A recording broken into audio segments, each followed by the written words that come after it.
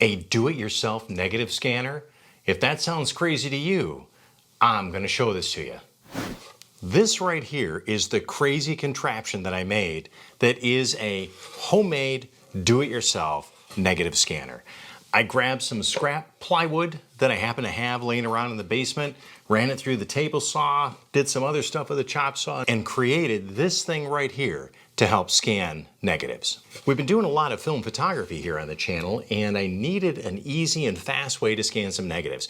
So I kind of drew up some rough plans, had some ideas, cut this thing up, air nailed it together, a little bit of glue. Easy peasy. This side of it I've designed for 35mm. I purchased a set of these things that hold either 35mm negatives or 35mm slides and had this slot for it to run through and go through. And you can see I've got an opening right there for light to come through.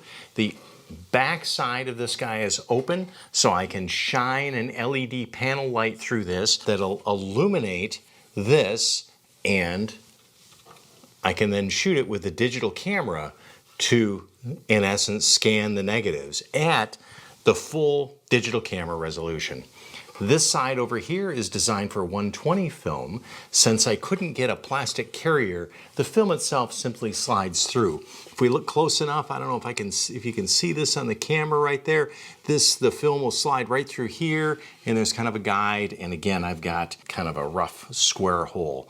This isn't anything elegant at all. It's just a really simple, down and dirty way to do this. I left the top loose because I thought I'd actually mount a LED bulb, paint the whole thing white inside, and then have this set down and maybe put the back on it so the bulb is set down. But I've got these LED panel lights, these things right here from Samanton, and they're a nice diffused panel, and I thought they would work really well. And they have. I've done this for a few different videos now. It's worked fairly well to do that. The only issue I have, and I didn't anticipate, is with the LEDs, since there are a bunch of bead lights that run along. Even with that diffuser panel on the front, if I've got the aperture too small, it's still, you can tell that there's individual dots. And of course, because we're scanning a negative, when I reverse it, it ends up being like little black shadows in a really even pattern.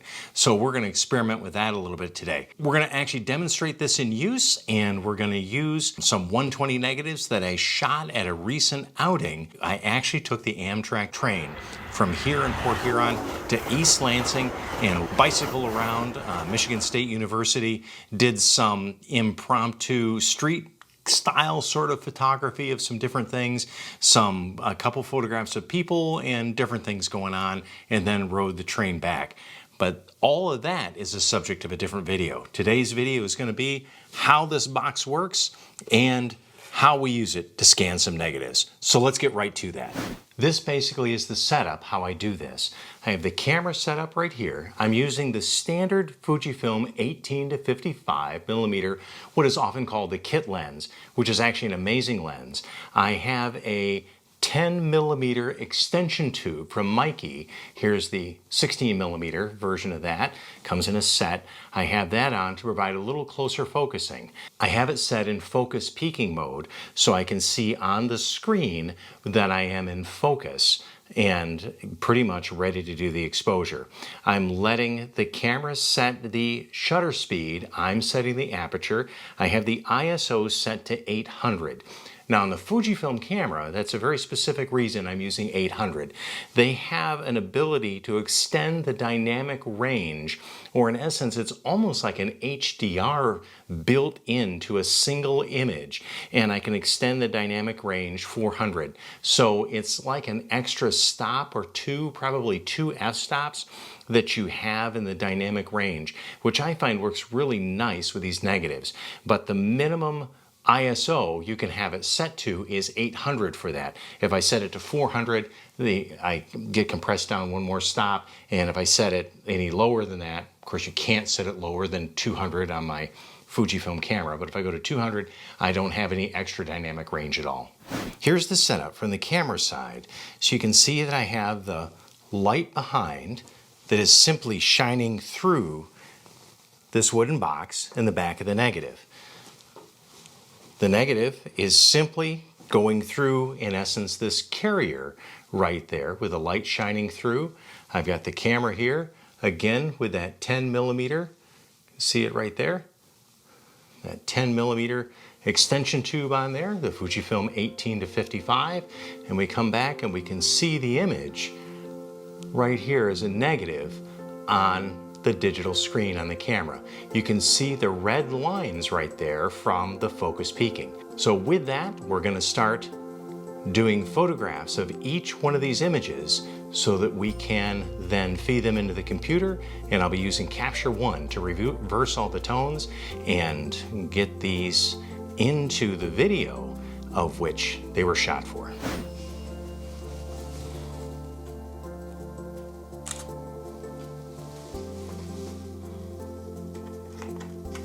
Go to the next one, right there.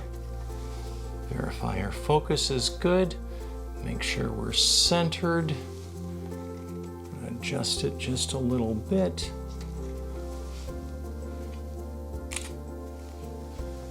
And the next one. Ah, yeah. There's the Brompton bike from our adventure.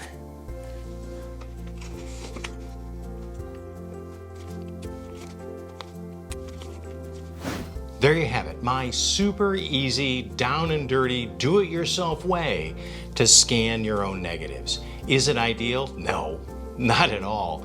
Does it do a perfect job? Again, no, not at all. Actually, a scanner or a scanner service is a much, much better way to do this. But is it something that you could do at home? Is it something that you can do to very quickly get some negatives into your computer, into your digital software, your raw developer, to be able to create images? Sure. But does it work at all? Yes, it obviously does. And in fact, I'll try to show some of the images on the green screen behind me. Hopefully I've got that set up right, and you can look at one or two. But I tell you what, if you really want to see all the images and all the images being photographed, check out this video right here. If you're interested in how to develop black and white film, I've got another video that's right here that you can see. If you're interested in that Mieke C220 camera that I use to do the photographs, I've got another video right up here, and I've got a fourth video linked right here that is something that YouTube thinks that you should watch next. I'm James Fisher. This is Vintage Insight Photography. As always, thanks for watching. We'll see you on the next one.